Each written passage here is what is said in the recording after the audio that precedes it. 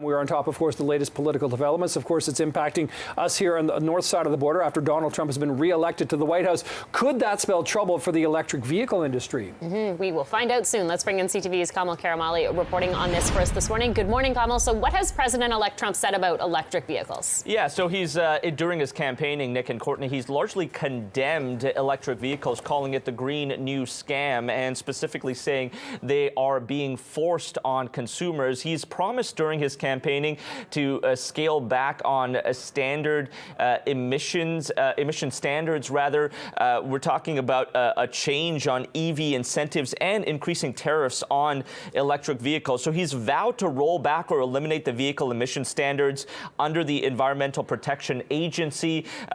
He's also expected to get rid of incentives that would promote the production and adoption of electric vehicles, like tax breaks on EVs. And he'll also decide how to spend billions of dollars in grants that were initially located for EV charging stations that will no longer likely go to those charging stations across America. Now, on tariffs specifically, he spoke earlier during his campaigning about having as high as a 200% increase on tariffs, specifically for electric vehicles being brought in from Mexico, and potentially including tariffs on EVs being brought in from Asia and China, specifically also from Europe. So all of that to say, this is a president-elect that is trying to curb back the electric vehicle industry. And we spoke to experts who say this is an attempt to really push the oil and gas industry forward, manufacturing, production, and the push to drill baby drill, as we heard from one expert, to get more oil out of the ground as well. Kamal, some people are going to be watching this and wondering what Elon Musk thinks as such a big booster of Trump here, and of course being the CEO of Tesla. A lot of questions there, but I want to know really what the Canadian automotive reaction is to what Trump's been saying and where this could be heading.